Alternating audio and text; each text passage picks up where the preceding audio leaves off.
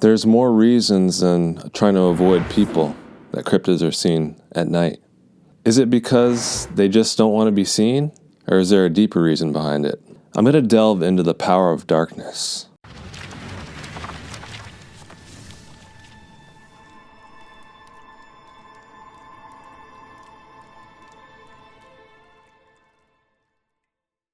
The witching hour is well known.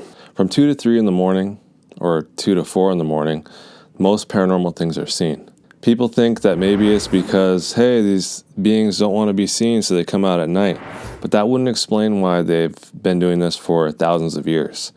As far back as history can recount, even when human civilization was relatively weak when we used bows and arrows, they still came at night. I believe that the reason they travel at night is more complicated than them just trying to avoid people. To give you a little bit of an introduction into my theory on why they come out at night, I want to ask you guys to recall the interview I had with Mel Scahan. He's a Native American forest ranger from Yakima. This is one of my first episodes. Mel was talking about how a shaman came to his place and did a ritual, and he had to turn off the circuit breaker for the house and block out all the windows in order to contact the spirits. And they had Bigfoot and all these other things touching people and coming through. And this made me wonder, why did they turn off the electric box? And why did they want complete darkness? And what does darkness have to do with cryptid sightings or the paranormal or shamanism?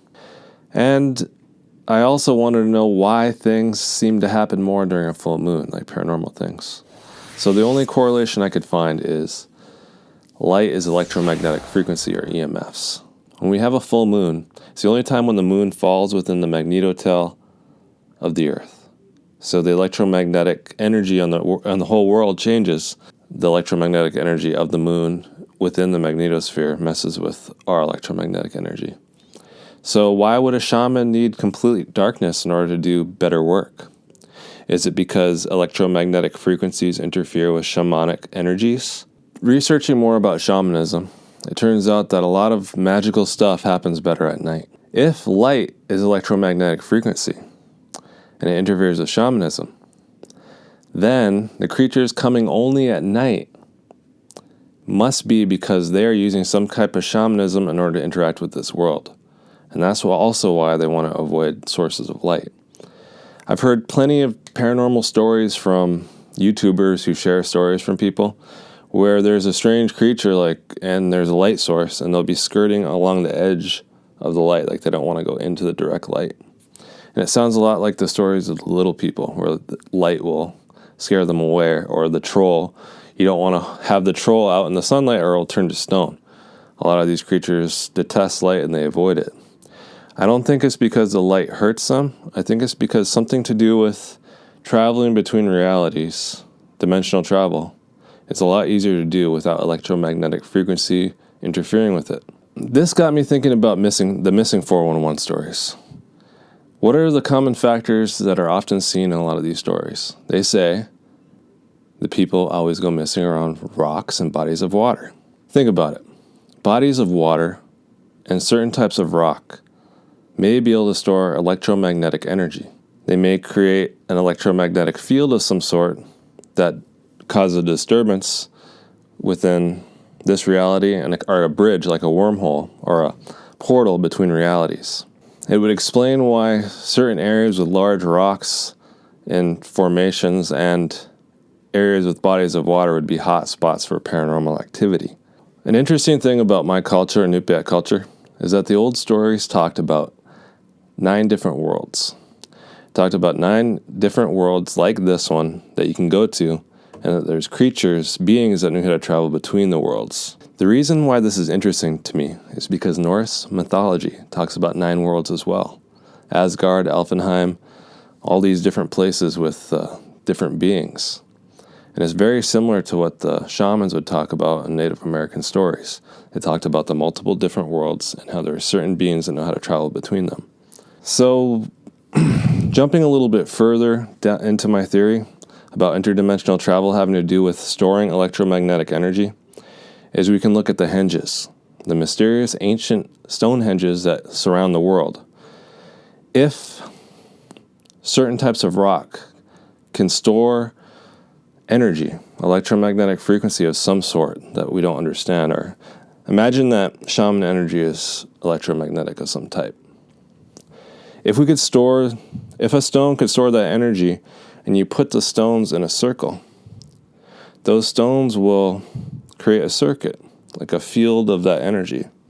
The energy will jump from one to the next, and it will create a circle. And in the middle of that circle will be an open space filled with that energy, allowing travel at night. I believe that the stone henges were a form of ancient technology that made gateways or doors that opened paths to other worlds to enable trade or visiting between the land of the giants, the land of the little people, whatever. I believe that that is a forgotten technology, and we just forgot how to charge the stones. And electromagnetic interference from the sunlight, which is a huge band of EMFs, may interfere with it, so it may only open at night. And the reason the creatures avoid humanity, seemingly avoid us, and why we have so much strange stuff happening in the dark, is because it's easier to travel between worlds when there's no interference from EMFs. One of my relatives told me an interesting story recently. There are places in Alaska that have rock formations, bodies of water, just like you hear in the missing 411 stories. But they're known by the Inuit people, the Eskimo people. They're known places to avoid because there's invisible doorways that go to the other worlds. And if you go in this area, you could go to the other world and never be able to come back. So my relative was out hunting caribou, and he was near one of these areas. He didn't go to it, but he was within viewing distance of it. And he was watching a caribou. And he saw the caribou walk, and then it just vanished right before his eyes. It was right in front of him, like a few hundred feet away, and it just completely vanished. It hit a certain point, and it just disappeared. And when he looked at the snow in that area, there's a whole bunch of animal tracks, and it just suddenly stopped to smooth snow beyond that line. This makes me think that there are natural phenomenon in nature where rock formations or bodies of water will store electromagnetic energy in a certain pattern, allowing a portal to open of some sort of gateway between dimensions, naturally occurring. Certain areas where electromagnetic energy from the earth can affect the rock more, and the rock formation being the correct shape in order to be conducive to paranormal activities. So these areas with paranormal hotspots, with all these strange, bizarre creatures showing up, what I believe is happening is just like the Stonehenge, you're having you have a pattern of items, water, stone, whatever, in it that makes a energy ring or a triangle. Doesn't matter what shape it is, I don't think. That's strong enough and makes a field that's strong enough that enables interdimensional travel of some sort. I have these areas mapped out here in Alaska. I know where they are, and I would like to do an expedition and go out there and get a drone with a rope or something attached to it so I can pull it back if it disappears. Obviously, I wouldn't want to risk myself going in because I don't know if it's possible to come back. Also, I don't know if there's a time distortion between this world and another world. Like, if I spend 10 minutes there, will it be a week here? You know what I mean? So obviously we'd need to take some precautions, but it would be interesting to figure out what type of electromagnetic energy is necessary to create portals. So an interesting experiment that people could possibly do, set up a ring of materials that can store electromagnetic energy, look at what the stone henges are made of, and try to charge them somehow. I don't know if that's charging by going, oh, and pushing energy into them, like shamanic energy, or what. But you'd have to have a dark place, a ring of stones, and some way to charge them with the right type of electromagnetic frequency that would be conducive to opening a portal. So obviously, if the shaman was turning off the circuit box to do it, and he was blocking out all the curtains, that means light and electricity would interfere with the results. So we would need to have a place shielded from electromagnetic radiation of the random sort, like electricity and light. And then you'd have to have a ring of stone that held the right type of electromagnetic energy. I believe that these creatures are from a different reality, and they're able to like a parallel world. They're physical, flesh and blood like us, but they know something that we don't know. They know how to go between the worlds. And I believe that there are different worlds, and the reason why these things are so mysterious is because we don't know anything about shamanism, what shamanism really is. Like, there has to be a science behind it. There has to be a science, and I understand a lot about shamanism. Maybe I'll make another video explaining what it is. Another interesting phenomenon with electromagnetic energy is if you're exposed to high doses of it, you can become confused and disoriented. And a lot of the stories of UFO abductions and encounters with little people talk about strange disorientation and confusion that goes with meeting these things. If you studied the paranormal as much as I have, you would have noticed this trend in a lot of stories, like the missing 411, confusion, disorientation, and then they vanish off the face of the earth. If they're exposed to high levels of a certain type of electromagnetic energy, which might be conducive or part of interdimensional travel, then that would explain the confusion. Another interesting thing that I've read, like when I was studying the kukushka, the ottermen, is they'd often talk of a fog that would roll in when the ottermen came, and confusion and sleepiness, and everyone would just pass out.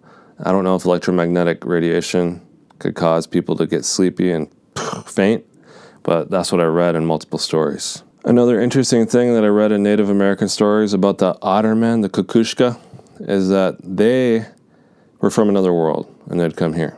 But they said that a man was trapped he was taken by the ottermen to their world, and he tried coming back. And when he was trying to come back, he was in his town and people saw him as a shadow man. A shadow man. So it's possible that you can become trapped in a world and partially be in another world, and when you're seen in this world, you look like a shadow person. Now, is that what shadow people are? Are they interdimensional beings that are trapped between worlds, and they're trying to interact with us but can't because they're not fully in sync? It's possible that anomalies in nature could cause disruptions in between the fabric of realities, between realities, which make people slip through and be partially in one world and partially in the other. And these people might be victims of, they don't know what the hell's going on. They're from a different realm, a different place, or a different time even. And they're stuck between worlds. And they're like freaking out trying to talk to us, and we see shadow people and we freak out thinking they're demons. It might be something as simple as a complete ignorance on our part, and they might be freaking out too. We don't know what they're seeing. We might look normal to them, while they're ghostly and black to us. All right, guys. Hope you enjoyed some of my thoughts on this. I've been meaning to make this video for a while. I have a job. I've been trying to save up to buy a new laptop, and it's a pain to save up because I've been paying bills and stuff. I had a lot of drama happen in my life, and I kind of got derailed. I started working out a lot and doing fitness and all that. I started doing fitness and getting in shape, working out 6 days a week. My focus shifted, and it's taking me some time to get back in my groove to making videos regularly. And part of my excuse was, I don't want to do this until I have a better computer because it's really frustrating. I decided that I'm going to start making videos again. I want to do one video a week at least and keep you guys up to date with all my research. So I'll be back. I'll be doing this again. I work as a security guard now here in Nome, and when I got free time, I'll just work on editing my videos nice and slow on my MacBook Air. But until next time, guys, I'm going to cover more on shamanism and share more stories about the little people and a bunch of other stuff that I've learned over the last however many months. So take it easy. I'll be back, guys.